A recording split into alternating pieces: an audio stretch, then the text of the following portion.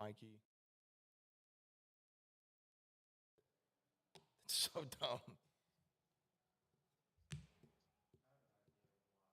You do? Why? Okay. Did y'all order food? Uh-oh. Like, damn, I look. He was looking forward to a rotisserie chicken today.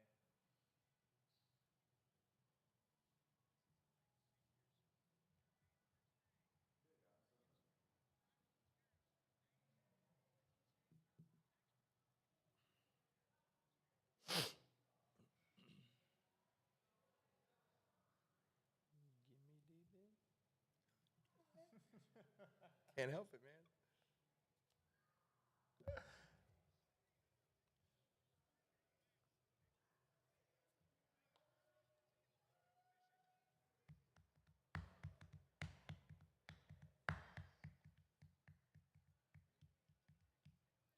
It's really nice to be able to hear through my in-ears again.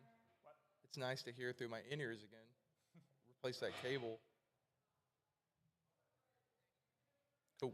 Thank you, thank you.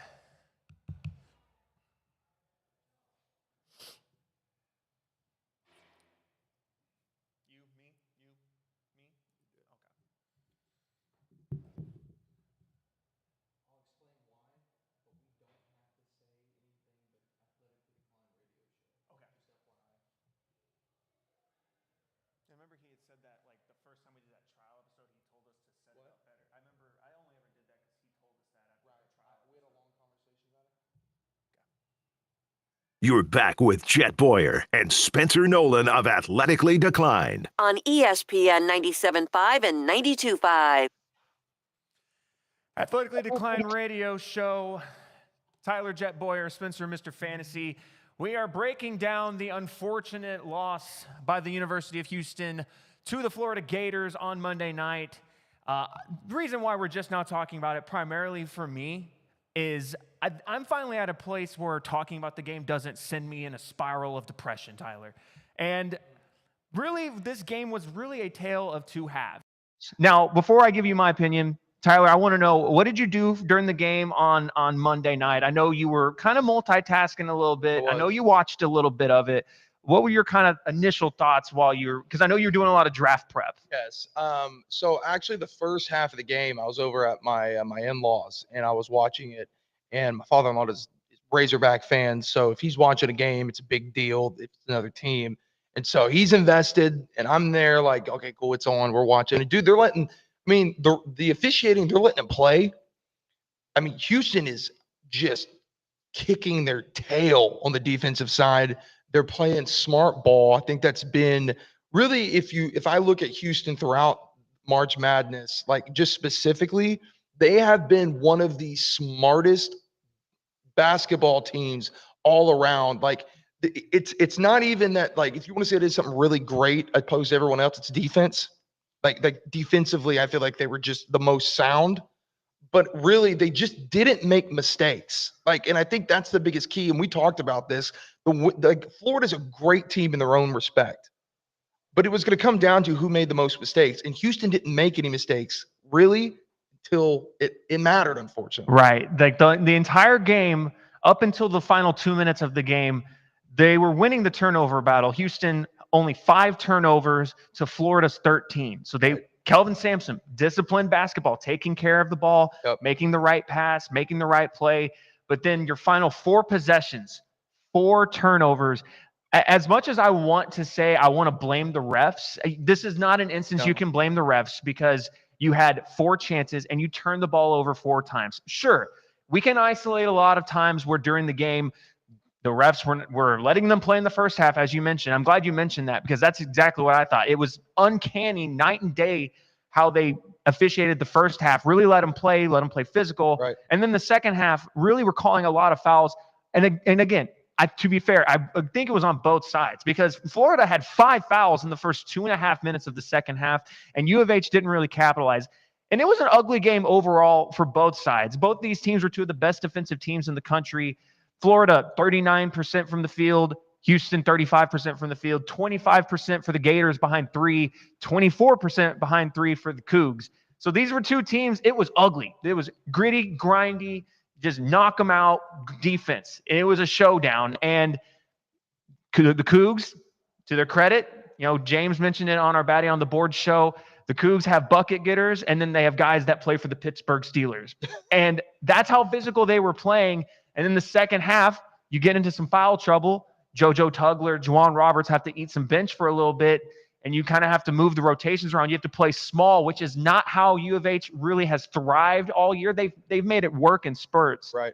But all that leads up to the final minute. And I'll talk about this a little bit more later, but go ahead. One thing too, though, to mention, like for those of you like maybe are casual like basketball fans, because it's Houston, you're watching this game.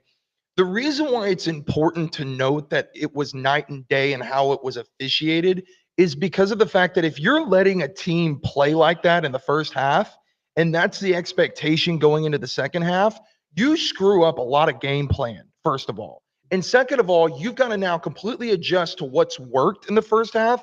And that does change a lot of the game, the play style of these individual players. And it is mind games. Like some of it is mind games, even as opposed to as much just play style. Yeah. And it's a problem. Especially on the biggest stage, the biggest moment of the season, Nerves. The moment they've led up to the whole time. And that leads me to the final play. And I want to talk about the final play. 65-63. U of H has the ball. It was I think it was like 15, 20-ish seconds left on the clock. Plenty of time to run a good play. And I do believe Kelvin Sampson drew up a great play. Because if you watched his body language during the final possession, he's not shouting. He's not reacting. He is just standing there praying just silently that it goes in. And again, great play drawn up. Manuel Sharp gets the ball at the top of the key with the elevator screens by the bigs, and he has an open shot. But Walter Clayton was selling out hard. He closes out hard, and Emmanuel Sharp should have either just shot it up and tried to hope for a foul, or what I would have preferred him to do is pump it, take one step forward or to the left, and get up a better look. Now, Emmanuel Sharp had been cold the whole game. Yeah. I still felt, I was talking to my friend while I was watching. I was like, he's due. He's going to get one. He's going to get one. And it never came. And I was thinking that was the moment for him to do it. But the moment was too big for him. And I think part of it was because earlier in the second half, he had a three-point shot get blocked by Condon, the center for Florida. Right. And I think that thought lingered with him just a little too much on that final possession. And for that point, I just want to say I don't think Kelvin Sampson is at fault. No. He drew up a great play, and some might criticize that he didn't draw up a better play to go for a 2 and go for the time and force overtime. He wanted to get the win. He wanted to win the Natty. And again, he drew up a great play. It just wasn't executed well, and it just sucked having the game end. No shot goes up. It's a sprawl on the floor for the ball. And it didn't matter who picked it up. Florida ended up landing on it anyways, but it wouldn't have mattered who lands on the ball there because U of H didn't have any timeouts. You can't throw a shot up from your back from 10 feet behind the three-point line. And so for it to end that way, I hate to admit it, but as a lifelong Houston sports fan, that is what we are used to. It's just we find new ways to have our hearts get broken in just the most devastating fashion. Not even getting a shot up was devastating. And I think that's, for me, what sucks. If he had just gotten the shot up, or maybe he puts a shot up and they don't call the foul, I can live with that. I'd probably still be salty at the refs, and I'd probably be complaining about that right now instead of this. But it hurts so much more that he didn't even get a chance to shoot the ball. Because there's no other factor in that situation, right? Yeah. Like it's literally you don't even give me as a fan an excuse to make another reason other than you. And you don't want to have to say that it was the team in any regard, right? Like that's the hardest part. And I think also too, like to your point about you weren't even concerned with him like taking that shot being cold all game. I know that like the stats show one thing, right, behind the arc, but to me, I noticed more of Florida just throwing bricks up that. I mean, dude, they like were just chunking stuff. Well, there was a little conspiracy theory I saw floated out on TikTok. And again, this isn't one that I think really truly affected the outcome of the game because it affected both teams equally. But they noticed. Do you remember the technical foul that got called on the Florida big man? There was a bad call. He felt it was a bad call. He slammed the ball down and it went really, really high. But if you watched him, he didn't really seem to have thrown it down too hard. And then I saw another video of Walter Clayton celebrating afterwards, and he slammed the ball down and it flew. So the conspiracy theory is that the ball that they were using had way too much air in it, and that was what was causing all these normally very good shooters to not shoot so well. Again, I'm not saying that's a reason why U of H lost. Florida earned it. They were a great team, fair and square. But that is a fair reason to say that the shooters that were in this game were all thrown off by this ball that had so much air in it. Again, just a conspiracy theory. I got my tinfoil hat on. I get that. It's just something to keep an eye on. But one thing that I noticed with Houston is it seemed, though, that again, hear what I'm saying, not what I'm not saying. It seemed like when they needed to hit a three, to respond or to break, a run, they did get one. And so to your point, I do feel like when the moment mattered, you kind of did feel like that they would pull it out. Because number one, they've been doing that already, right? Especially with the Duke game, but especially in this game where I looked at it as okay, you got one. Okay, you got one back. And even though you're not necessarily hot this game, you're making the ones that you need to make, not that you're just trying to stretch a lead, if you will. Right. Yeah. Just looking at the stat lines, it's really unfortunate. Joseph Tugler is only able to play 16 minutes because he was in foul trouble. Yeah. Of course, anyone that's followed this U of H team all season long knows JoJo Tugler lives in foul trouble, but only 16 minutes of our big man, JoJo Tugler, really, really hurt.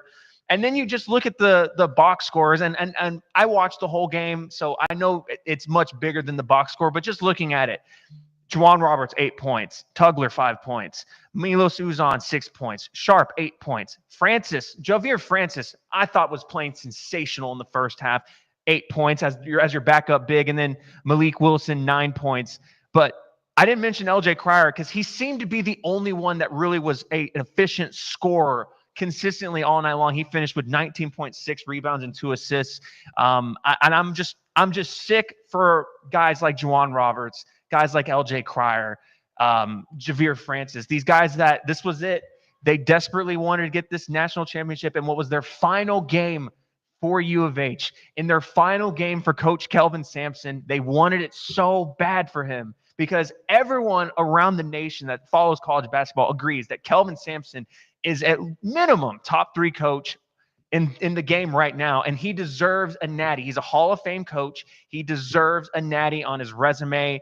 And again, to come this far, get this close, and to lose in that fashion is nothing short of a heartbreak. Yeah, and one thing I do want to know from you, because this has been the new thing that I think immediately that kind of popped up, is how much longer does Coach have until he hands off to his son? Because that, as soon as the game's over, the first thing that comes up is reminding everyone about the clause. Yeah, I don't think so. To answer that, I definitely think he's back for 2026 with the recruiting class they brought in, with the work they're doing in the transfer portal, which we'll get into that a little bit later. But I really think next year they've got to get it done. Next year they're going to have the talent.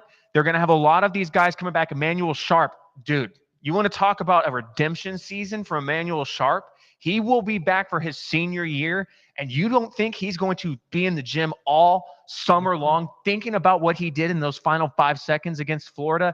He's going to come out hungry, and he's going to play with a dog mentality all year long next year. And then you got some transfers. Things are looking up for U of H, and I think that's why I'm finally remembering that, and I think that's why I'm able to talk about it now. We'll talk about some other Houston sports heartbreaks here on the other side. This is the Athletically Sports Radio Show.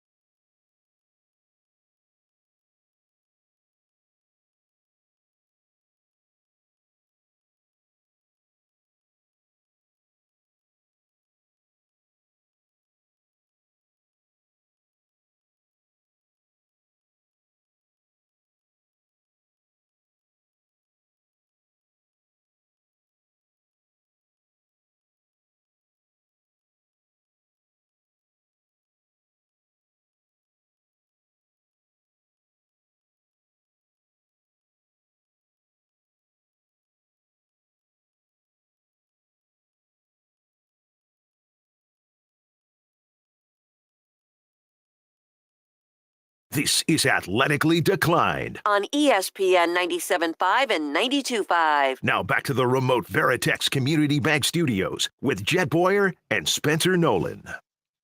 It is the Athletically Declined sports radio show. Jet Boyer alongside Spencer, Mr. Fantasy. Talking a little Houston Cougars. Let down, unfortunately. Wish we were talking about a natty, but hey, we as we've been saying, there's always next year. Before we get into it, what is here this year is our friends over at Backyard Bliss Pools. Guys, Houston, is your pool ready to make a splash? Or maybe it's time to build the pool of your dreams. Backyard Bliss Pools, they do it all from crystal clear water maintenance to designing and building custom pools that will turn your backyard into a paradise.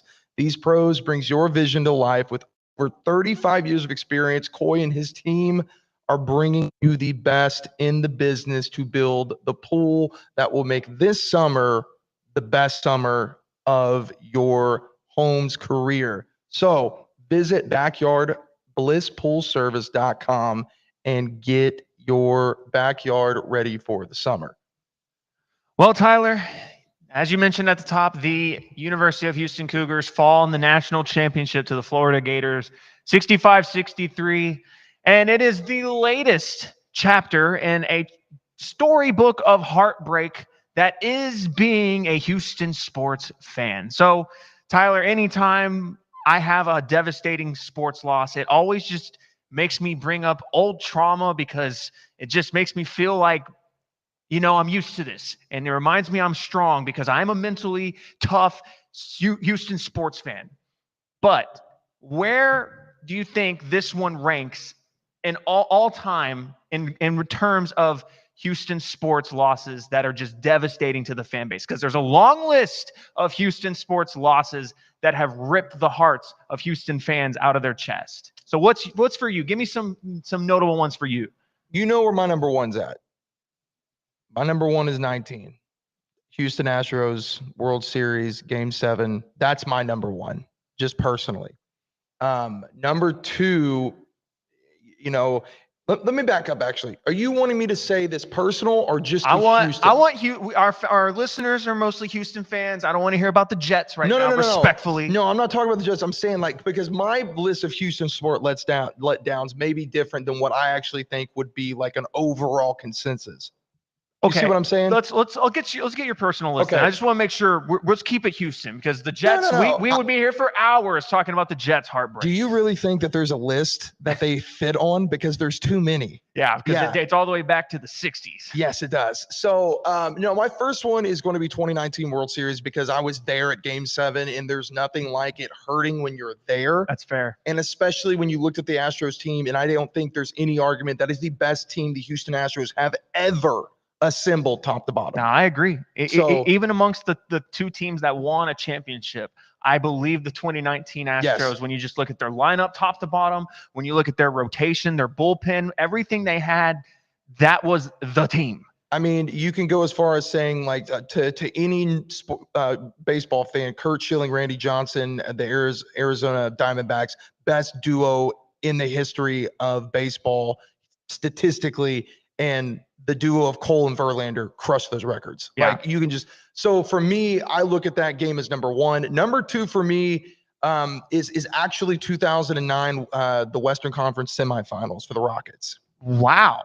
Because that is number two for you? Because I'm emotionally was connected to just a different level in that game because they made me believe that team that in most people's eyes, Kobe won the MVP that year. And they took them to a game Game 7 that you thought they were going to win. And I had every thought as a fan that they would win and go to the championship that year. I had every thought that was what's going to happen. Obviously, the Lakers going to win. Yeah, but no other team pushed them to 7 like the Rockets did that season. Correct. And that is why it was so heartbreaking because to me, the James Harden year was at 2018. 18. Mm-hmm. The reason why it didn't, because for you, I know there's a lot of things there with the officiating and stuff, and that's why I can't. Oh, you mean Scott Foster being a certified scumbag and a certified fraud and cheat? Yeah. Yes. Yeah, that's what you're referring to? Yeah, yes. I'm familiar. Yes. I'm familiar. But 3 for me is actually 2004 Houston Astros. That was, to me, that's, if you ask me who my favorite Astros team was, that was my favorite team. Yes. And that hurt. And speaking of the 2004 Houston Astros, can we just say R.I.P. Octavio Dotel? R.I.P. Octavio Dotel, yes. Really, really, really sad. And it's unfortunate. I mostly remember him because we were kids then. I mostly remember him just being the centerpiece of the Carlos Beltran trade. Yeah. And then I think after that, it's the U of H loss. I don't think that it, and again, I don't even have an emotional connection the way you do. And to me, that's still how big of a deal I think that was. Because I love Kelvin Sampson. I love that guy. Yeah, he deserves the natty. Yeah, I mean, this might be recency bias, and over time, maybe this changes. But I think right now, U of H is the worst loss. This national championship is the worst loss I've ever experienced. Now, I'll say this. I'm proud of myself. There have been losses over my lifetime that have done more of a draining on me mentally, where I was down in dumps all week long because I live and die with my teams. Yeah. All right. Now, I'm not the type of sports fan where I'm like screaming at everyone's face whenever my team's mad and or my team loses and I get mad. No, I just get sad. I get devastated. I don't talk to anyone. I'm short with people. What I really just like to do is just go home and put some music on and just consider why I'm a sports fan. And that's what I did on Monday night. Tuesday, didn't really talk to people a whole lot. Being the office sports guy, of course, everyone, man, what happened to U of H last night? And I have to act like I didn't watch the same game that they did. And, well, you know what happened? They turned the ball over 4 times in 4 possessions. So that one was bad, but I feel like I handled it better than I have in the past. But number 2, and you mentioned it earlier, and why I was shocked that you put 2009 over this one, is the 2018 Western Conference Finals, where the winner of that series, widely everyone considered to be the true NBA championship that season, because they knew the winner was inevitably going to go and sweep the LeBron James Cavaliers, which the Warriors did go on to do. But that was a dogfight for 7 games. If Chris Paul doesn't go down, if Scott Foster's not a scumbag, the Rockets probably go to the championship that season, and they'd probably win. And the amount of impact that had on the legacies of Mike D'Antoni, James Harden, Chris Paul, like these guys, like that was irreparable damage was done to their reputations and their legacies in that series. Number 3 is one you didn't mention, but for me, the 2020 divisional round loss I knew you to the Chiefs, 24-0 first quarter lead on Patrick Mahomes. I still feel like that was the best single quarter of football the entire Texans franchise has ever seen. That 15 minutes where they went up 24-0 on the Chiefs, there's been nothing like it. Follow that up with the 3 worst quarters of football that the Houston Texans franchise has ever seen, and that one was very, very, very devastating. And then after that, honestly, this year kind of made this year's U of H team made this one not hurt so much, but I still have pain in my heart watching Jamal Shed go down to Duke last season in the Sweet 16. That one hurt my heart a lot, but that one doesn't feel so bad after, one, the heartbreak of the 2025 Houston Cougars kind of made that one not feel nearly as bad. And it felt like they kind of vindicated Jamal Shed when they beat Duke in the Final Four. So that one's up there for me. I definitely agree with your list of heartbreaks. Those are all heartbreaking for me as well. But for me, it's a clear top 2. And then there's a break and then everything after that. Because to me, and I know how you feel about this, but to me, the Western Conference Finals was close enough to it being a championship. Sure. And the U of H game literally was a championship. So for me, that's why those 2 are so much worse. I don't feel the same way as you do about 2019. One, I wasn't in the building like you were. And that's the difference for me. It's being in the building, I think, does change the feeling. Absolutely. Because at least you're disconnected from all the other fans that are watching. Because those guys, a lot of those people have been there for a lot of the games. Like, some of us, like, we'll get to go to 1 or maybe 2 if we're lucky. But like, there's a lot of people that are going to every one of those games. And that's another reason like 09 was so hurtful for me, because I got to go to the game that brought it to 4-4.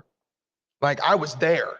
I remember, I believe that was the same game where Artest hit Kobe, and I remember. I don't think it was that same game, but it was that series. Yeah, that game. So whichever one that was, We had bloody face Shane Battier. I was at that. I remember like feeling like the intensity, and that's what got me. Like I remember my dad. Like I'll never forget being like, I will. He said to me after that game, like, I will never go to another Rockets game that is not a playoff game, because it just won't ever be the same at the intensity that we felt in that. Like it's like Rockets playoff games are just like being at a World Series Astros game is different, but Rockets playoff games are just completely different than any Houston playoff game I've ever been to. I haven't been to a Texas one, but between the two, even in a World Series, that's different. I appreciate you saying that, because Rockets fans get a lot of flack for not being quote unquote the best fan base, because there's a lot of empty seats a lot of times, but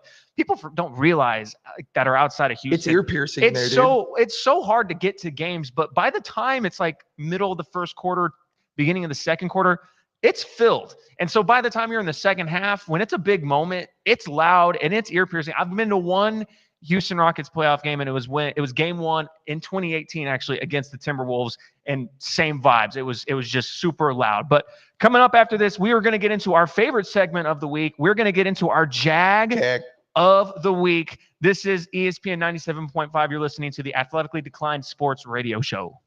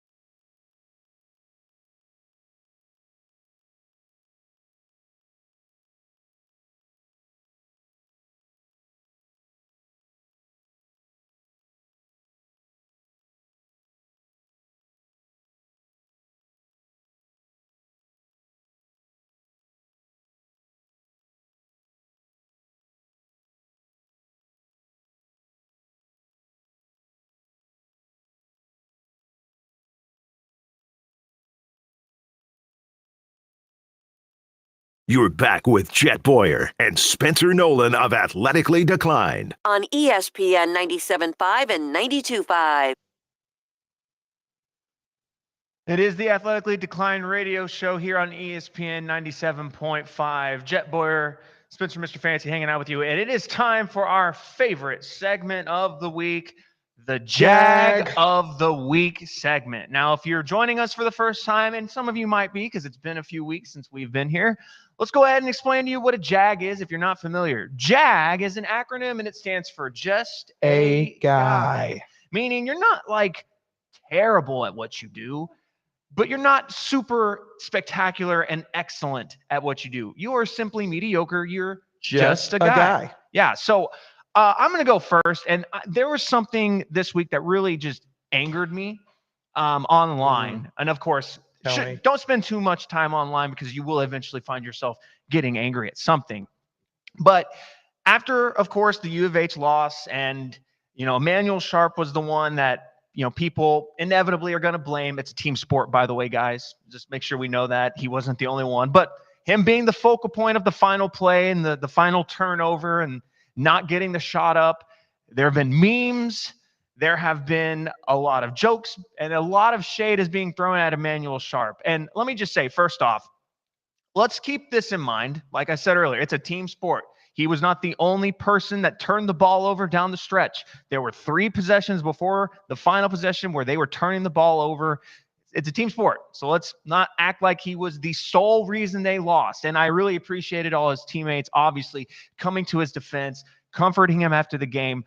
But what really angered me was you go and look at some of the jokes you see on TikTok. Of course, people are going to make memes. And, I won't even lie. Some of them kind of funny. Chuckled at him a little bit. But what didn't make me happy was going to his Instagram page and looking in the comment section of pretty much any post he's posted in the past, 2 or 3 months, and just looking at the comment section, and they're just the worst things imaginable that people are putting in his comment section, tearing him down, acting like they could have done better in his shoes in that moment than he did, acting like they would have actually made the shot. To me, that is pure JAG behavior, Tyler. To me, anyone that is, first off, let's also keep this in mind. Emmanuel Sharp, he's still a kid. He is a junior in college. And I think most of us listening right now, and I know me and you, Tyler, we're in our 30s. Anyone below the age of like 24, you're still a kid to me. I know legally he's an adult, and honestly, in today's world with NIL, he's probably making a good amount of money too. So he's got some grown man responsibilities, and that's fair. And as an athlete in the limelight, he is open to criticism. Yeah. But some of the things people are saying, some of y'all really need to remember, he is a kid still. This is a young man who is just trying to do what's best for his team. He made a mistake in the heat of the moment, and it cost his team a championship.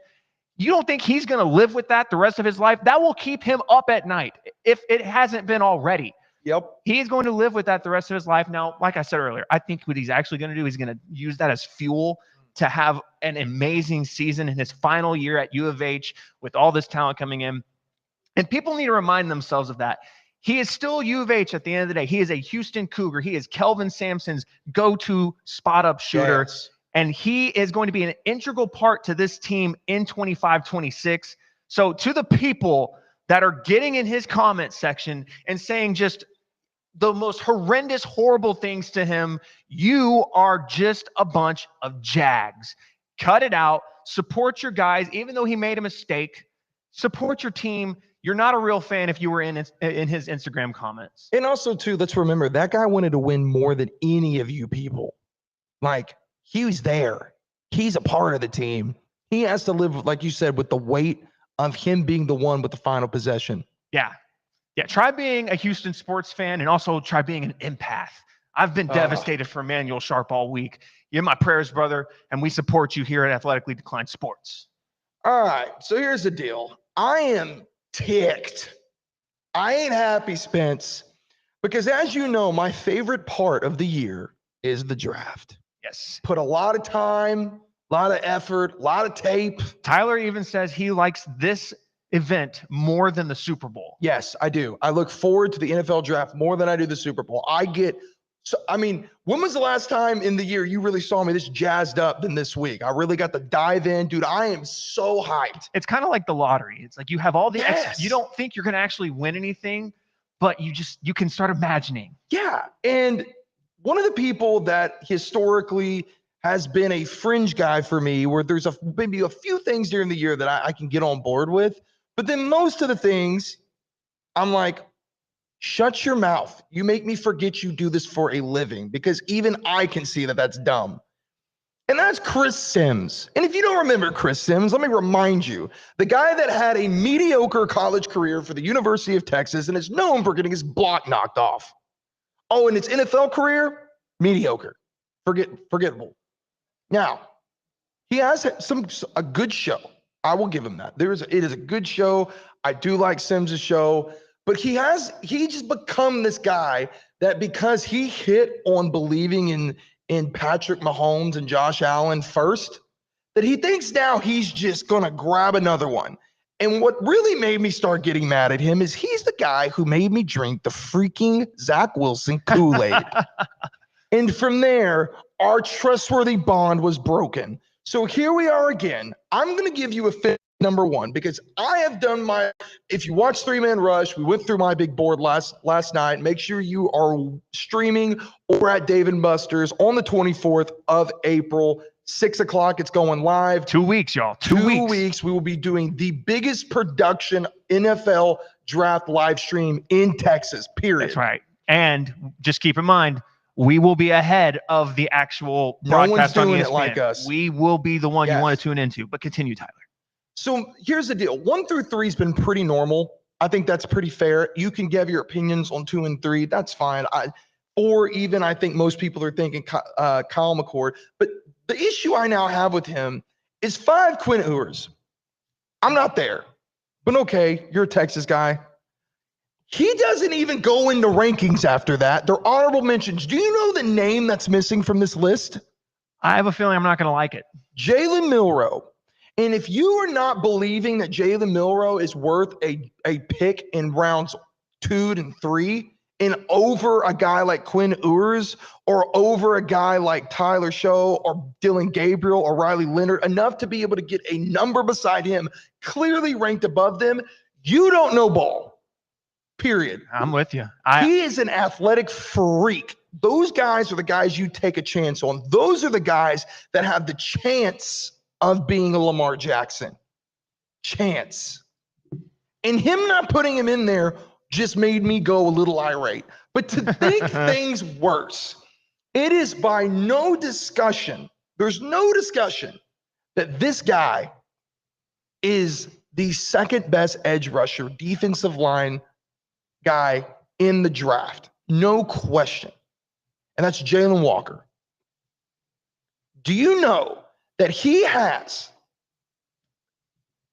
Shamir Stewart over him, Mike Green of Marshall over him, James Pierce Jr. over him, Donovan Aziriku of Boston College over him. Wow. And then the honorable mentions are Jalen Walker and Mikael Williams, both Georgia players. You, my friend, are a jag, Chris Sims. You need to shut your mouth. You need to go play in the corner with Mel Kiper and your absolute ludicrous takes, and go watch a little. Go watch a little Todd McShay. Go do yourself a favor and go turn to the guy who was on NBC with you when you started spewing this garbage, and Connor Rogers. Go watch PFF's the stock exchange. Learn you something. Because obviously you are just a guy. Wow. I will say this. I am full agreement with everything you said. But one thing I want to give Chris Sims just small credit for was last year he had Brian Thomas Jr. as his wide receiver 3. And that aged like fine wine. But hey, it's one of those things. We were talking about it earlier. A lot of these guys that are draft analysts and they're big names on ESPN and Fox and all that, these guys are usually trying to find 1 or 2 guys that they want to just, stake their claim on, that right. This person's going to be way better than they're currently being projected, and this person's going to be way worse than they're currently being projected. My only logic in thinking why he would do this with Jalen Walker and Mikael Williams is maybe just because they benefited from playing on a Georgia defense that's just loaded with NFL talent, and maybe he thinks that they were benefactors of that more so than them actually being good players. Spencer, he's 240 pounds and he played Mike linebacker. Yeah, I mean, I like both. I like both these guys a lot, and either of them could play for my football team any day. No, he's going to be an edge. Like we've already talked about that. Right. I've got him ranked number 2 in linebacker and number 2 in edge because that's where he's going to be. But to put him as an honorable mention is such an asinine take to me. Like you didn't even give him a number. And that's not even to mention the fact that he has Matthew Golden as an honorable mention. And that if you go watch it, we talked about this with 3-man, you can get my full breakdown on my reasoning behind this.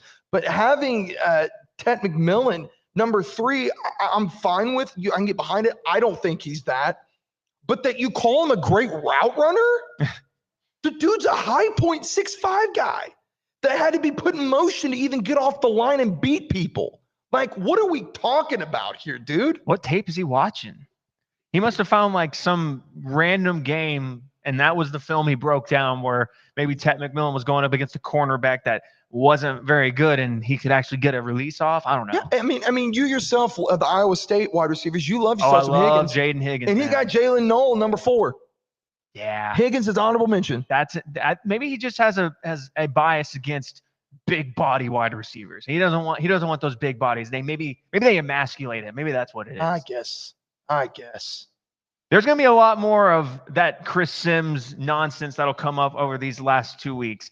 But that is all we got for the Jag of the week. Coming up on the other side, we're going to talk about our Houston Rockets. Yes, Hoops in Houston continues on. The Rockets are the 2 seed, and we'll talk about what they're going to be looking forward to in the playoffs. This is the Athletically Declined radio show here on ESPN Houston 97.5. God, that guy.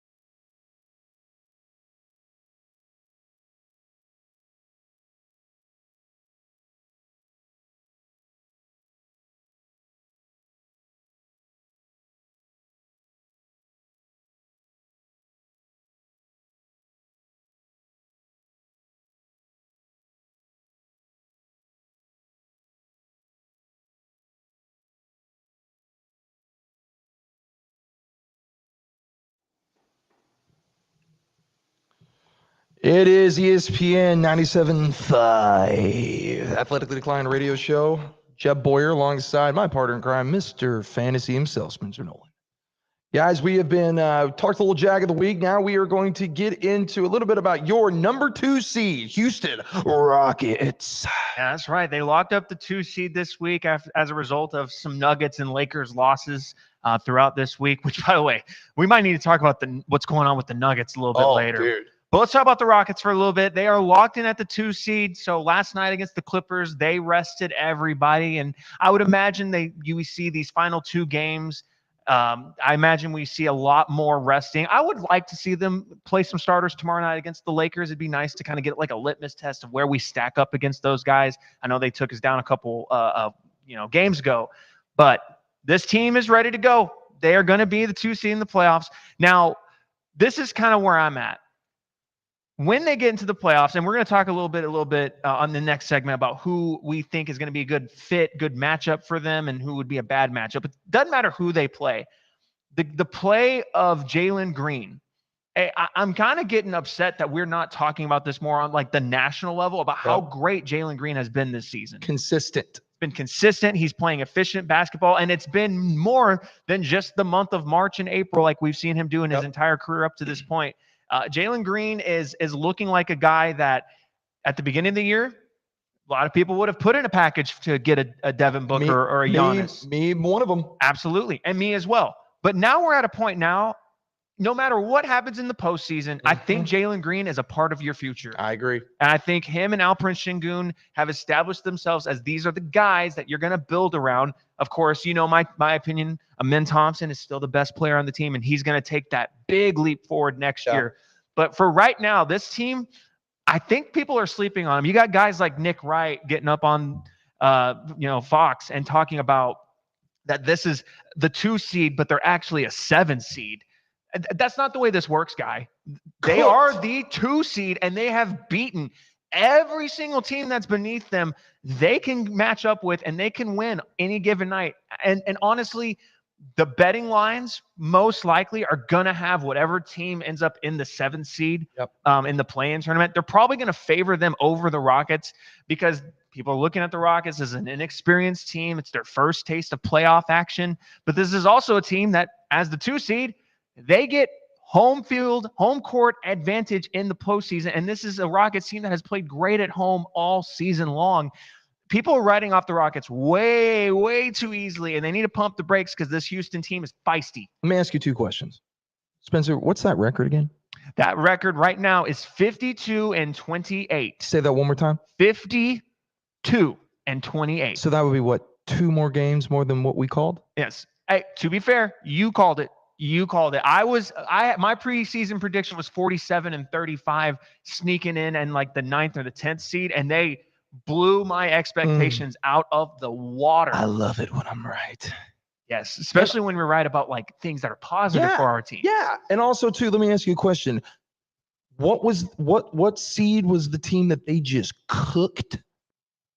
Oh, are you talking about OKC? Yeah, they did. If you have not watched what Şengün did to that poor soul, Chet Holmgren, man, oh my God. Yeah, that's not going to be a matchup they want to see. And the thing about Alpe this year, he obviously got his first All-Star nod this year. He's been playing great basketball. But honestly, if you compare his numbers this season to what he's been doing in recent years, his numbers honestly are a little bit down. But where he's made it up doesn't show up in the box score, and that's his defense, man.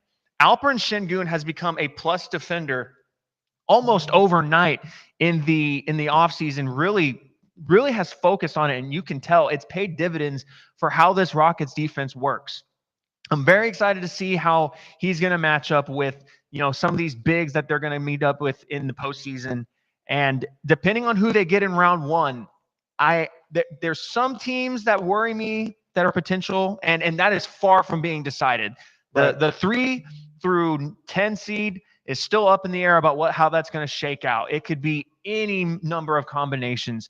So the Rockets could end up seeing the Lakers in round 1, or they could end up seeing the Lakers in round 2 if they were to, win the first round. It's a lot of it's up in the air, but I do believe whoever they end up playing, with the exception of one team, and I'll get to them later, they can take down any team in the West including the Thunder that you just mentioned. Yeah, I agree. I mean, it should show like, and they weren't rested starters. Let's just be honest in that game.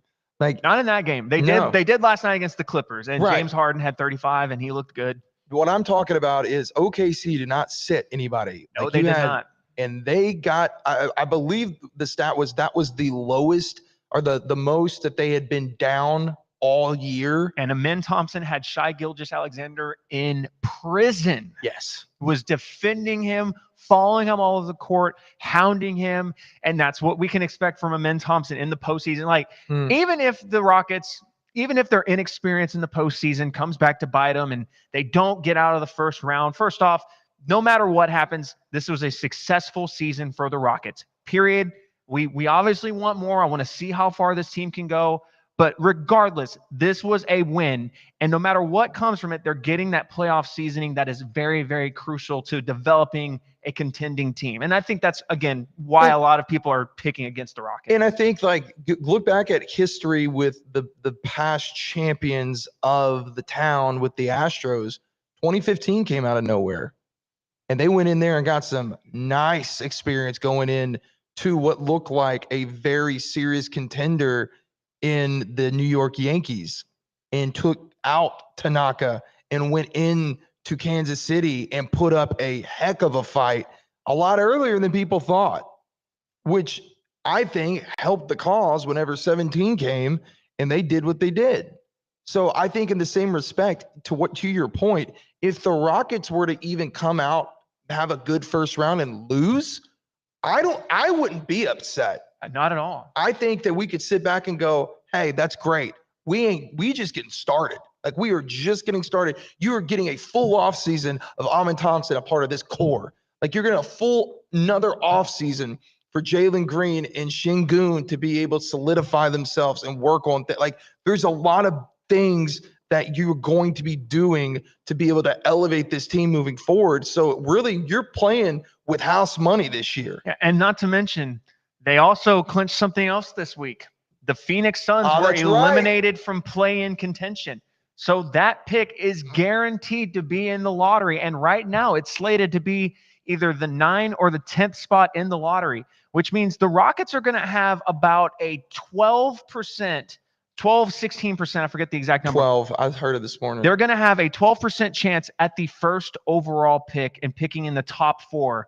And again, like you said, no matter what comes from this postseason run, you've got that in your back pocket. You have all the other Suns picks that you have at your disposal. You've got some young assets and guys like Cam Whitmore, guys like Reed Shepherd, who aren't a part of this rotation right now that's going to be playing in the postseason, that in theory, maybe you don't want to deal with some of those guys. Like, maybe you want to keep going with Reed. I know you're a Reed Shepherd fan. Yeah.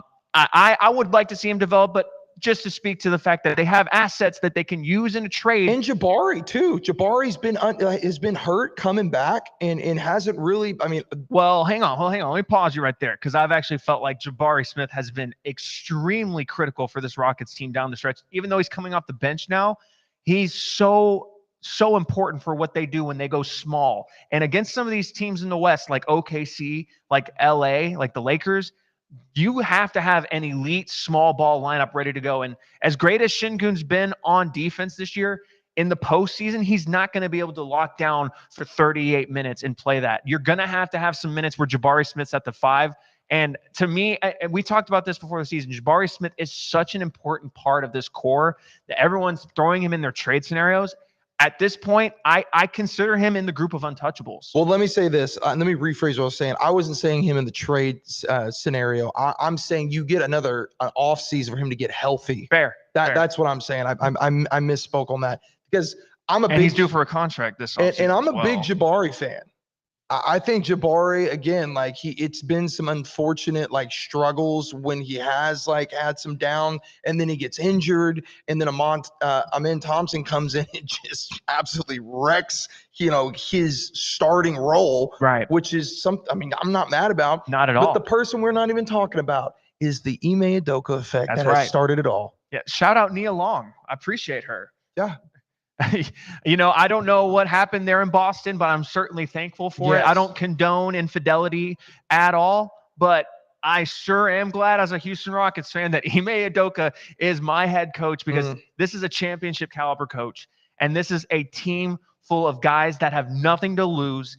And they have youth, they have athleticism, not as much shooting as you'd maybe want to see. And I think if there is going to be something to be concerned about with the Rockets, it is the fact that their shooting can be very, very streaky, and you need good shooting to beat some of these teams in the playoffs in the West. But when it's a team that has this young talent that has nothing to lose, they're just there to get their feet wet in the postseason, and they're the 2 seed with home court advantage. That's a dangerous team. And any team that thinks just because they're young and inexperienced that they're going to have a cakewalk, they're going to have a rude awakening when they come down to Toyota Center and these guys clamp them up. Yeah, and to your point, when you got guys like, but one thing that does frighten me a little bit about the Lakers specifically, in kind of going in about the shooting, Luka getting hot, he just dropped like 46. Yeah. That kind of scares me, because we've seen a Luka Doncic on a what you could consider a mid-level Mavericks team, him shoulder them to the finals.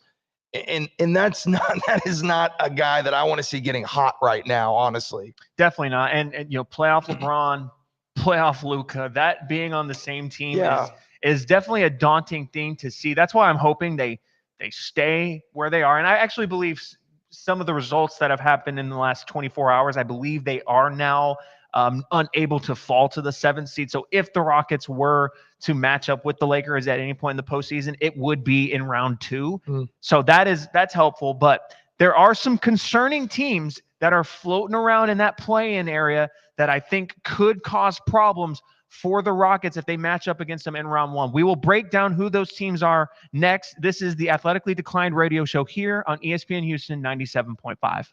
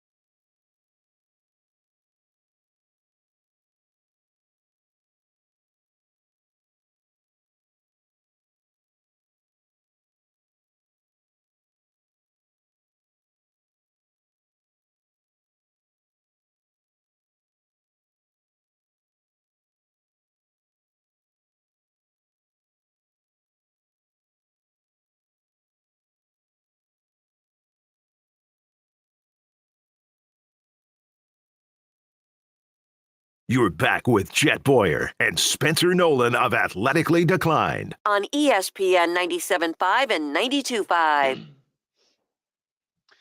It is the Athletically Declined radio show here on ESPN Houston 97.5. Jet Boyer, Spencer, aka Mr. Fantasy, hanging out with you here. We are breaking down the potential opponents for the Houston Rockets in the first round of the NBA playoffs. And honestly, Tyler, before we get into that, that just feels so nice to be able to say out loud that that's what we're doing.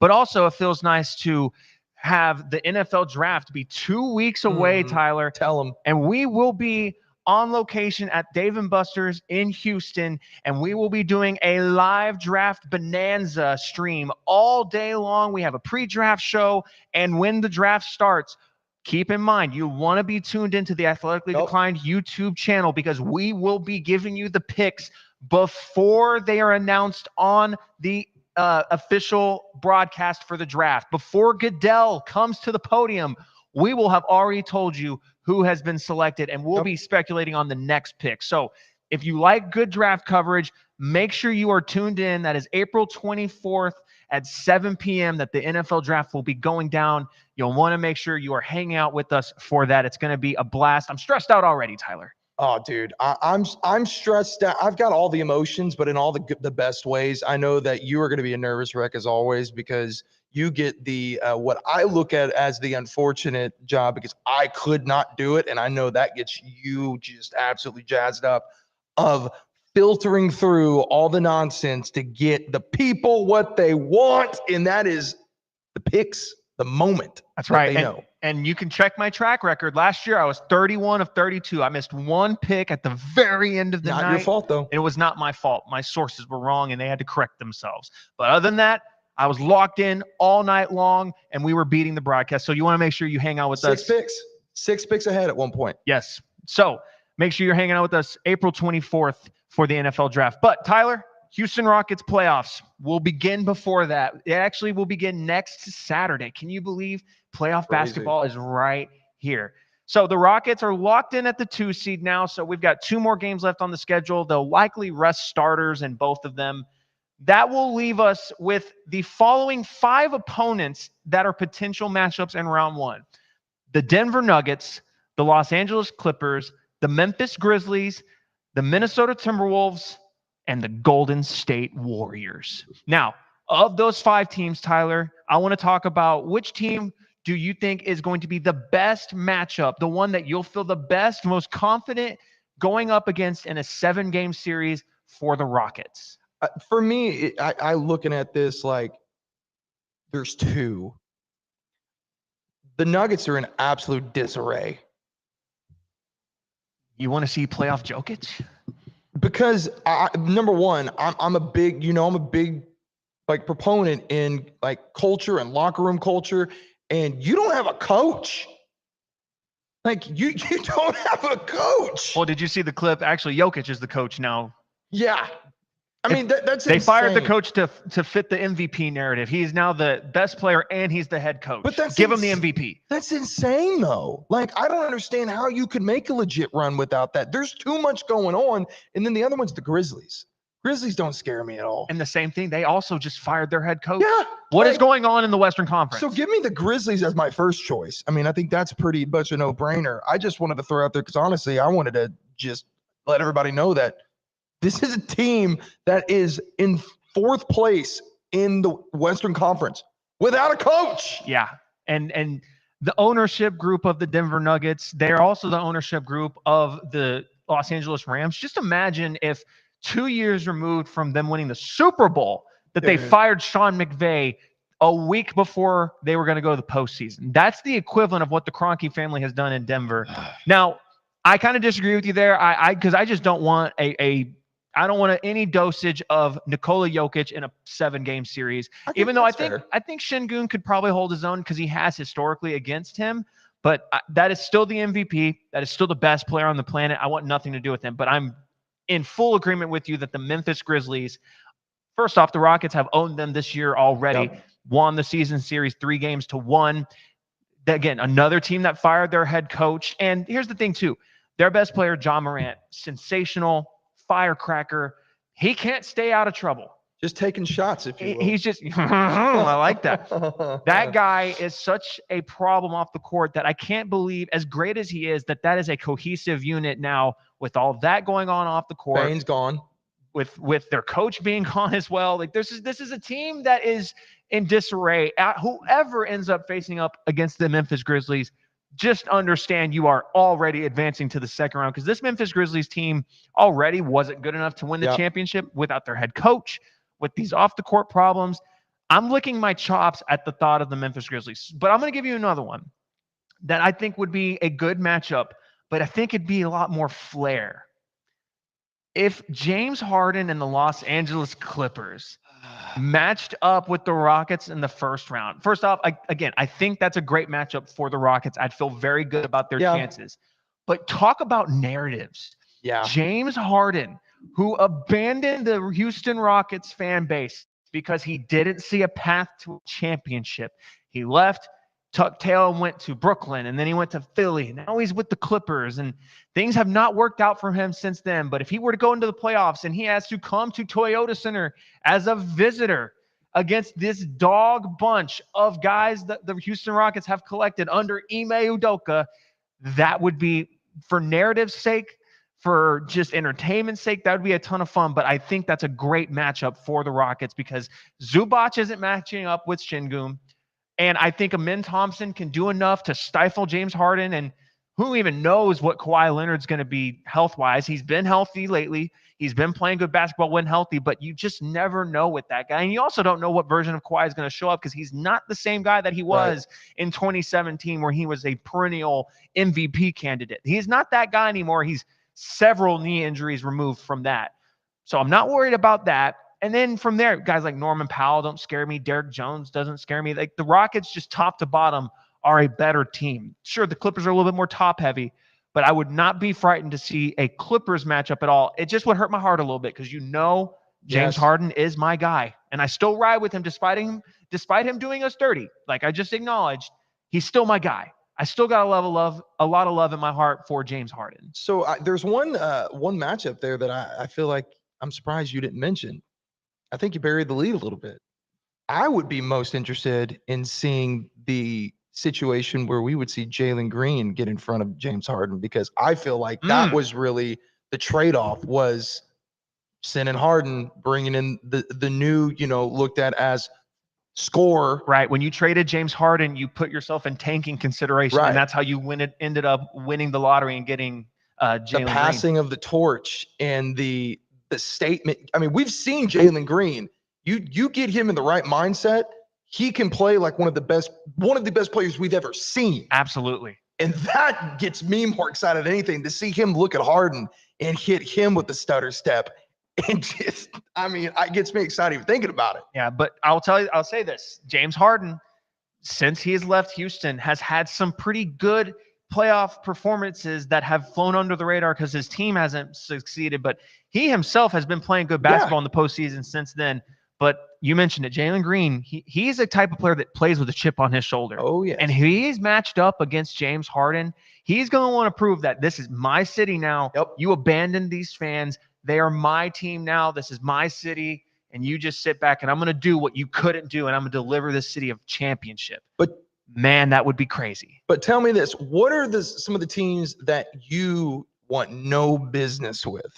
Well, I'll say this. A team like Minnesota that can defend and has a superstar top 5 player like Anthony Edwards scares me to death.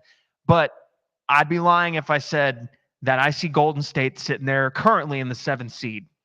And it just brings up all kinds of just traumatic experiences. As you know, the Rockets have never beaten the Golden State Warriors in a series in the playoffs ever. Never happened. They've had 4 chances at it, and they failed each time. This is a team that has had the city of Houston's number. And I know they just got done beating them the other night. I get that. But if you have a 7-game series with Steph Curry, Draymond Green, and now Jimmy Butler, so you have playoff Steph and playoff Jimmy on the same roster right now, I want nothing to do with the Golden State Warriors, a team that even in the 7th seed If they were to move up into the 5 or 6 or they fall to the 8, I think they're going to be in the postseason. Oh, it would be a miracle if they somehow choked out of the play-in. That would be amazing. I don't see that happening. This is a team, no matter where they end up being seated, they're going to be one of the top 3 most bet on teams to win the Western Conference. They are that good since they have gotten Jimmy Butler. People forget how bad they were at the beginning of the season. They are in this position now because of how great they have been since they've added Jimmy Butler. And just the history with the Rockets and the Warriors, adding Jimmy Butler, that one would keep me up at night. And that was the one I alluded to earlier, where if we see the Golden State Warriors in the first round, I think we lose. I really think we lose. I don't think we are ready to get over the hump that is the Golden State Warriors juggernaut. I'm not there with them.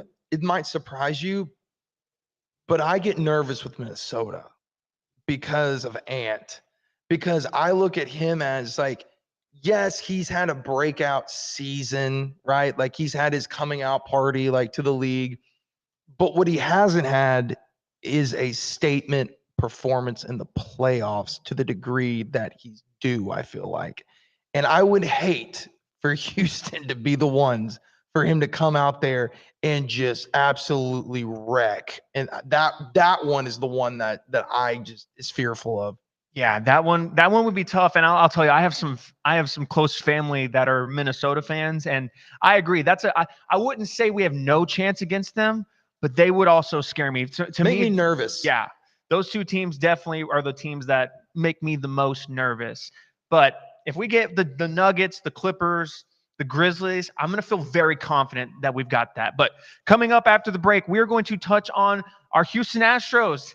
Little bit of rough times for the Houston Astros to start the season. Yikes. We'll talk a little Cam Smith and Jose Altuve and company here. This is the Athletically Declined radio show here on ESPN Houston 97.5.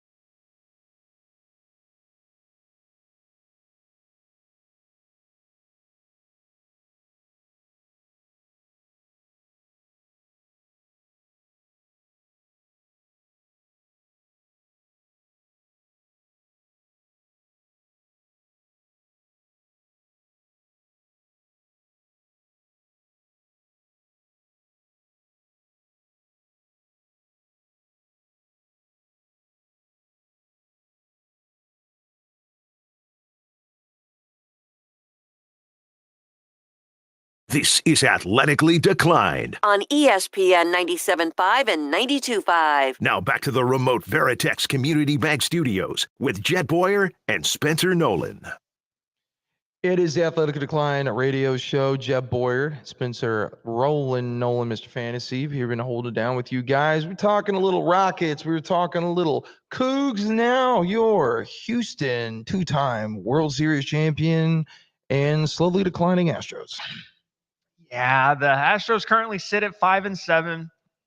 They are off today, so it gives us some time to kind of reset where we're at with this team. 5-7, and the biggest struggle by far, and it's no surprise after you lose Alex Bregman and Kyle Tucker, who, by the way, through the first week of the season, that wasn't fun to see them both win the player of the month or of the week in their respective leagues.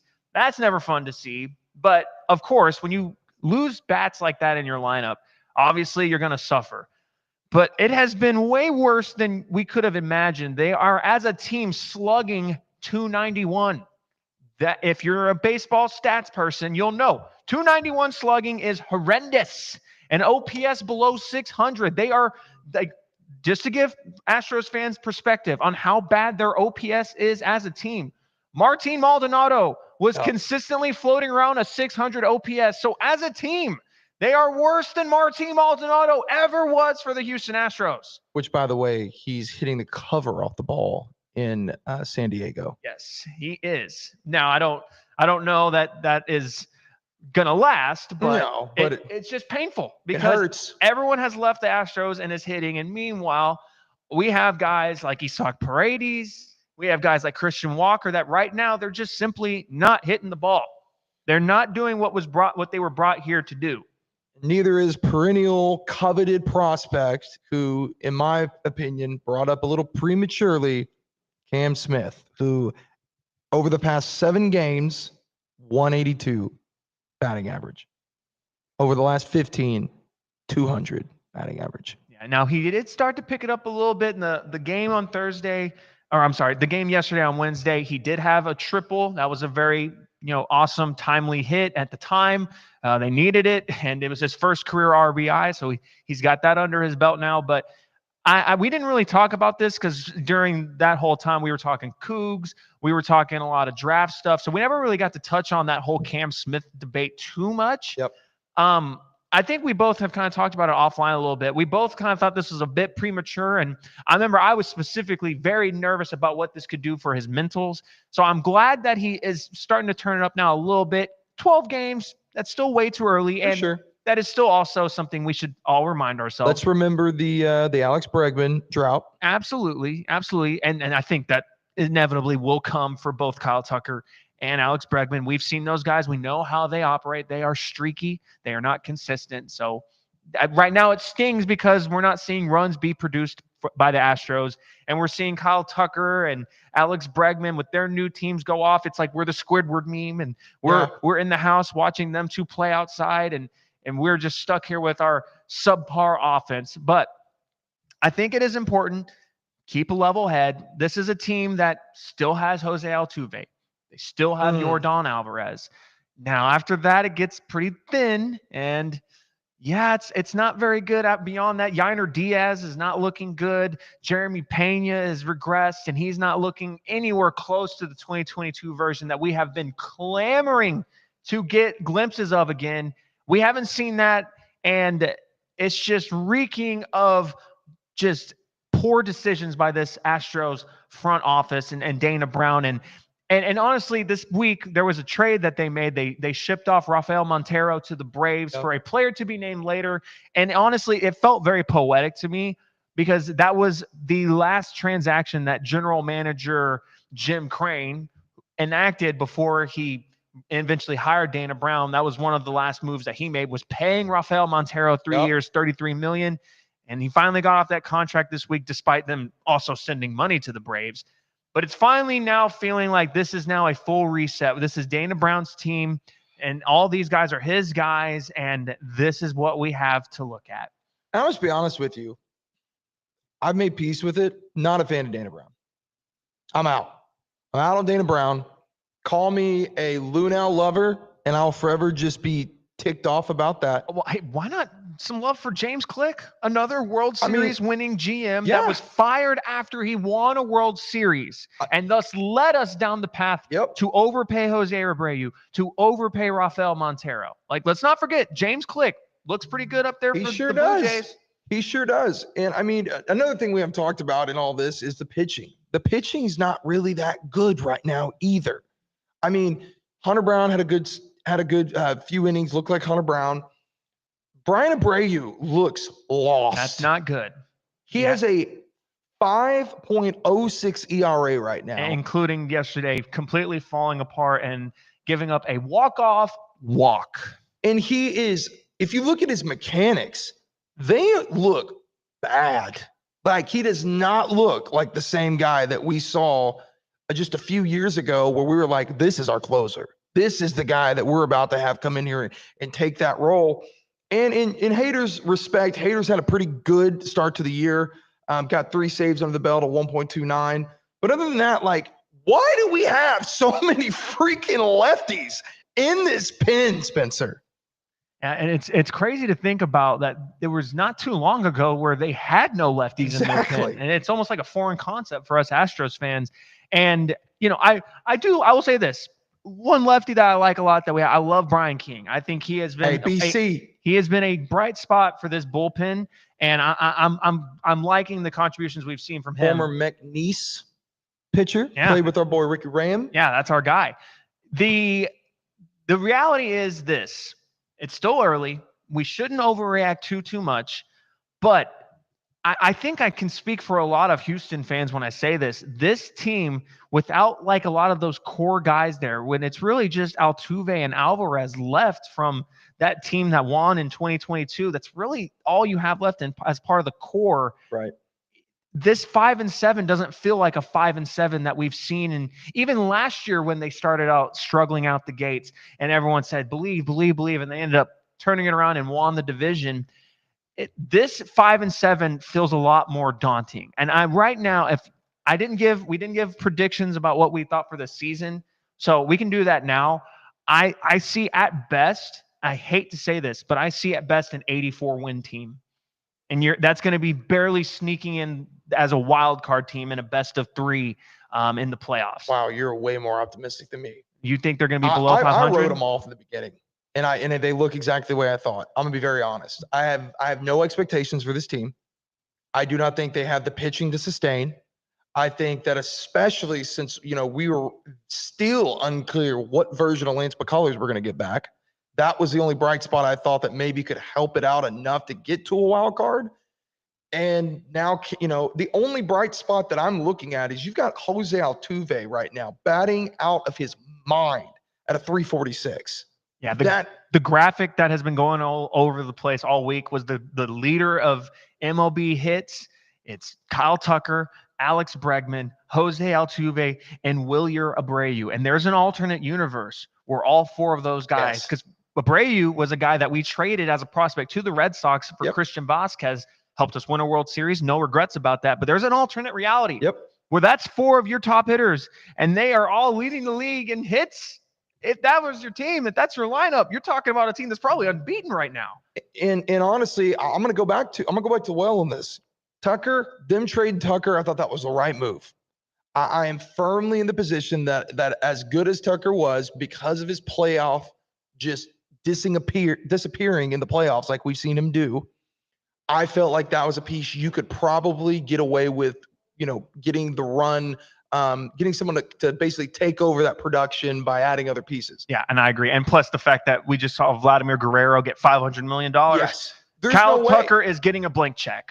There's no way. There's not a world where Houston is going to be able to pay that contract. And honestly, I don't think it's worth it for what we've seen. It would be so much fun if they just did out of nowhere, just signed him in the offseason. Oh, that would be so fun. But the thing that I still have an issue with, and you know how I feel about this, they should have signed Bregman.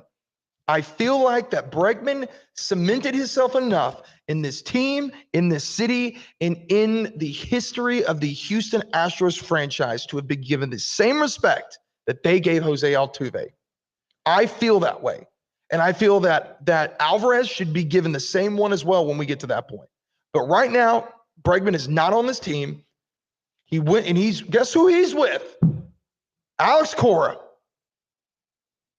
And that almost makes it even worse for me. It drives me insane that it's not just because I'm going to be honest, how I feel about Dana Brown. I think that he's got a lot to do with it because you should have fought teeth and nail to the point to where you should give us nothing more than I gave everything I could to make sure he got to stay here. I think that's a guy that you should put your neck out for to stay here, and you didn't. Yeah, it does not look good seeing him in a Red Sox uniform. I'm not. He looks in a Red Sox Yes, he uniform. I will does. say that if it just fits him. But as a Houston fan, we just can't stomach seeing that. It is painful, especially when he's playing good. That's why we need that slump to come. I need that slump to come. But if they had re-signed him, that would further cement Altuve in left field. And let's just be honest about that. That is not working. I do not want to see much more Altuve in left field. It was always a wild idea for me to comprehend to begin with. Right. Having seen him misplay fly balls, runners into the corner and he's not able to bounce the ball, or he's not ready to read the bounce of the ball and get the ball back in. He's fumbling all over the place. It's just been a mess for Jose Altuve in left field. So the Astros have a lot of work to do and they have a lot to turn around. But we got one more segment. We are rounding things up here. This is the Athletically Declined radio show here on ESPN Houston 97.5.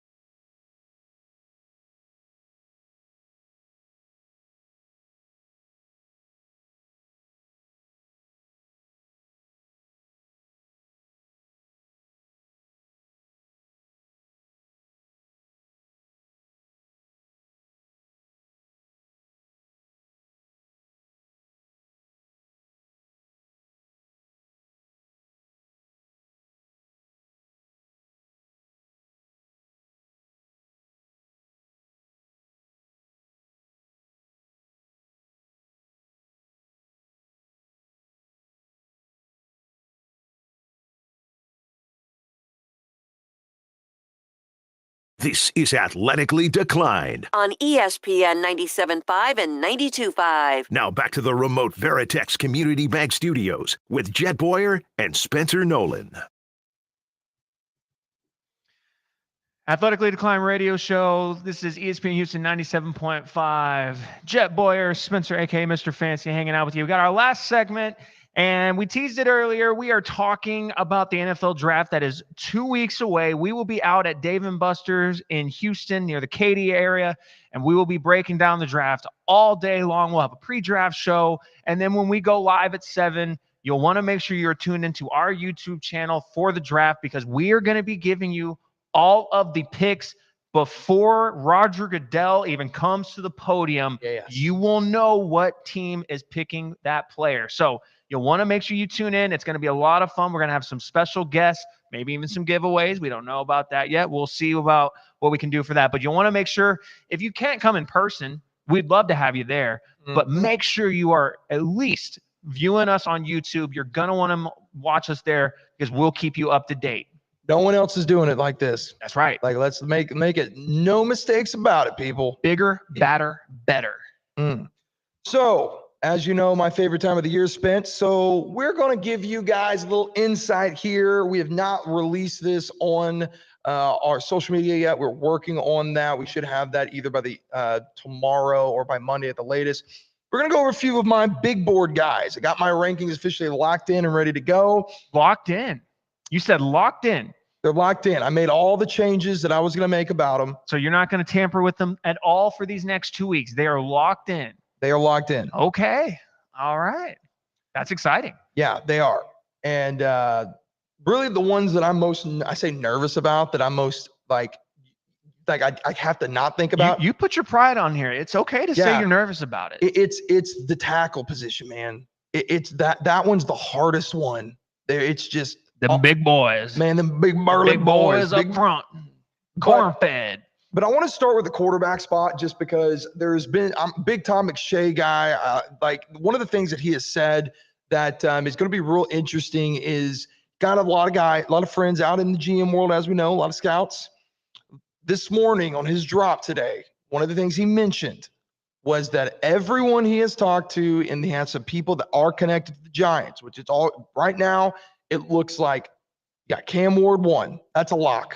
I don't think there's any question about it from anybody. He is going to the Titans. Massive mistake, but I'm with you in agreement. And I also agree it is a massive mistake. But I also understand that you see that that's your opportunity, and that is your clearest path to have a chance in this draft of franchise quarterback. And let's be honest, they desperately need one. So Cam Ward, your number 2 pick in the draft, is going to be the Cleveland Browns. And what we're hearing, that it's not Abdul Carter. Insane.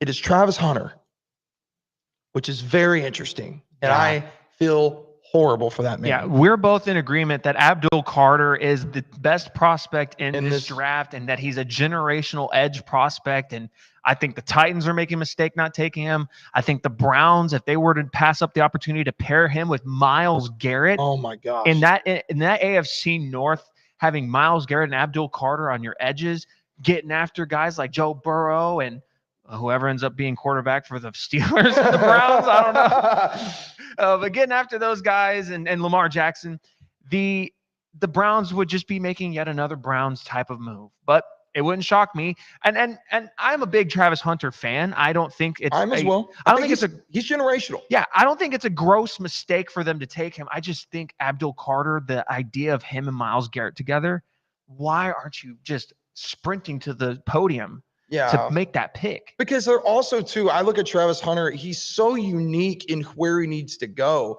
Like, I am praying at night moving forward that the Patriots trade up, even though I hate the Patriots as a Jets fan.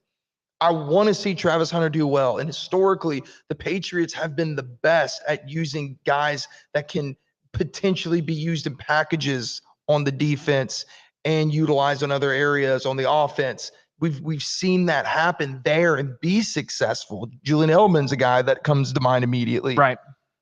And I don't see the Browns. They can't even figure out the freaking quarterback position. No, they never have. Yeah. And they likely never will. And so for me, I think that's a disastrous place for him to go. And then number 3, it has been, I'm going to go and put my neck out. Shedeur Sanders will not be a top 3 pick. Man. Yeah, I'm looking at Tankathon's mock draft right now. They have it. Cam Ward, Abdul Carter, and then they do have Shedeur Sanders at 3 to the Giants. That will not happen. Okay. It is going to be, see, we got Ward, Abdul Carter. Oh no, you said you think Hunter's going to go at two. I think Hunter's going to go at 2, which would make Abdul Carter go at 3. So that would be a steal for the Giants. Can you imagine Dexter Lawrence, Burns, Thibodeau, and Abdul? Oh my God. Well, I think a good chance, I think they've been very disappointed with the return they've gotten from Kayvon Thibodeau. I think Abdul Carter would become the guy that Kayvon Thibodeau was supposed to be. Yes, and then agreed. You say Kayvon Thibodeau. I think he's going to be a guy you don't see his 5th-year option get picked up and he enters free agency. Just the way things are trending with that guy. That's why the Abdul Carter pick for the Giants, if he makes it there, that is a slam dunk home run. They can establish the edge, and I would love that pick for them. Whoever gets Abdul Carter is going to win the first round, in my opinion. But the all-out packages that you could have with him, all of those guys in the box would just be disgusting. I mean, disgusting. But anyway, that's really, to me, kind of where the draft's going to start. It's going to be there. Yeah. And then that's going to be able to tell us where everybody else goes. And we can sit here and tell you where we think. But at the end of the day, guys, if you ever watch an NFL draft, you have situations like last year where a team like the Falcons come out of nowhere and take a Michael Penix and trade up like that. So truly shocking. And it's all bets are off. But going to the quarterbacks, I've got Cam Ward number 1, and I've got Sanders number 2. Not because I think he's going to be the number 2 quarterback in this draft. I want to be clear. I have Sanders as number 2 because, to me, he's the Mac Jones of this draft. And what I mean by that, Mac Jones, if you remember, his rookie year came out and was the best of the rookies that year. He had the most consistent season. But after that, never progressed. There was no progression there. And I think because Mac Jones's floor was very close to his ceiling. And that's what I think Shedeur Sanders is. Unless what I want is that he goes to the Las Vegas Raiders. Oh, Oakland's getting a team back. Woo! I think that if he goes there, I think they are set up beautifully, in my opinion, to take him on. Tom Brady is his mentor and quarterback. He worked with him in the offseason. Pete Carroll is a guy that we have seen take guys that you didn't really think about. I mean, think about this. They did just sign the extension with Geno, but we've seen that same situation happen before with Pete Carroll. Matt Flynn got that big contract, never even started. And so it wouldn't surprise me. That's a guy who I know is not, if they beats him out in camp, he'll beat him out. That's what I think. It would be interesting if, kind of going back to, what the Giants do at 3, they brought in, and we talked about this a little bit on 3-Man Rush. If they brought in Russell Wilson, they brought in Jameis Winston. I think Tom DeVito, what's his name? DeVito. Yeah, Tommy DeVito. I believe he's still there as well. Yes. You bring in a 4th guy like Shedeur Sanders. Do any of those 3, you don't think that Shedeur Sanders could beat those guys out, do you think? I think the biggest thing with New York teams, as a New York Jets fan, I get to see some of the pain from the Giants as well. You're asking for more harm than good because of the moment one of those guys gets hurt, or excuse me, not hurt, one of those guys plays bad, they're clamoring for the next one. Yeah. New York media will eat him alive. And that's why I don't think you can do that, because I think Shedeur is actually built for it. I've actually been impressed. I know he's been getting a lot of flack for what he's been saying. No, I agree. Unpopular opinion. I like that he has been talking about how he's just honest, and other teams kind of are turned off by him and he thinks he's offended them, but he's self-aware that he knows that's rubbing teams the wrong way, but he's saying that's how his dad raised him to be. And I respect that. And I think there's going to be a team that falls in love with that unapologetic attitude, and they see that's mentally, that's franchise quarterback material right there, that mental makeup. Now, him as an actual quarterback's another story. Yeah. I think, you mentioned his comparison. For me, when I see Shedeur Sanders, I see like great value, Walmart brand, Salvation Army brand, CJ Stroud, actually. Very, very similar types where it's a guy who has some athleticism, but not as not going to like be a Lamar Jackson type. And he's predicated on his accuracy. Now, why I say he's a great value version of CJ Stroud, because CJ Stroud was like a 10 out of 10 in college. Shador is probably more closer to like 8 out of 10. I don't know if I'd go that maybe, far. but his accuracy is going to be what's he doesn't have the arm. He just doesn't have the arm. And I think that's for me like the elite athleticism with that. Correct. I look at these between Ward Sanders and three's Dart for me. I love me some Jackson Dart. I think Dart's going to be the guy that people are going to write off just because, I mean, I don't really the problem with I just don't see it with Jackson Dart. I know you do. I know you love him. The problem with Jackson Dart is that he is at worst Zach Wilson, which terrifies me, but there is some pieces of his game that reminds me of this new age version of quarterback play where he has great sense in the pocket. He plays well out of the pocket. He doesn't really play a lot of hero ball, which is surprising. And he's got a big arm. Like, here's a stat for you that's going to tie into the wide receivers. Trey Harris played 7 games. He started 8, but he only played 7. 1,000 yards. That's crazy. Okay. But the big story is he played 86% on the outside. He is basically a 4-6 guy. It's like 4-5 at 7.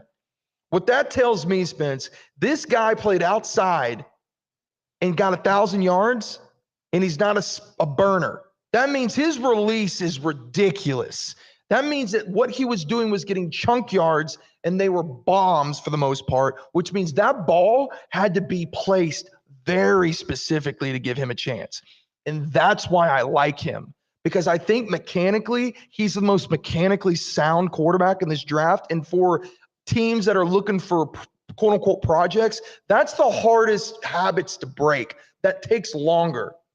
You think we hear his name called in 2 weeks? On night 1? You want me to be honest? I want you to be honest. I do. Oh my gosh. I think that you heard it here first, y'all. I think someone's going to trade up into the first round. I think it's going to be a bottom end first round to get that option. And I do 5th-year option. I do think that Jackson Dart is going to be a first round quarterback, and look for him around the 20s. I think 21 with the Steelers, don't be surprised. But also, here's one for you. And I've thought about this a lot, and this is where I'm going. Give me the Giants to trade back up with the Steelers into the first round and snag Jackson Dart. I think this is the perfect guy for Dable. Interesting. Well, we have a lot of time at 2 weeks. It's really not that much time, but we have a lot of rumors that are going to come out between now and then. And that is all we've got for you tonight on the Athletically Declined Sports Radio Show. But next week, we'll be back same time. We'll be breaking down the NFL draft. We'll give you some Astros updates. And next week, we will have a matchup set for the Houston Rockets in the first round of the playoffs, and we will break that down at length. So for Abigail running stuff behind the scenes, for our guy Mikey, for Tyler Jetboyer, I'm Spencer, a.k.a. Mr. Fancy. Thank y'all so much for tuning in. And until next week, H-Town, y'all take it easy.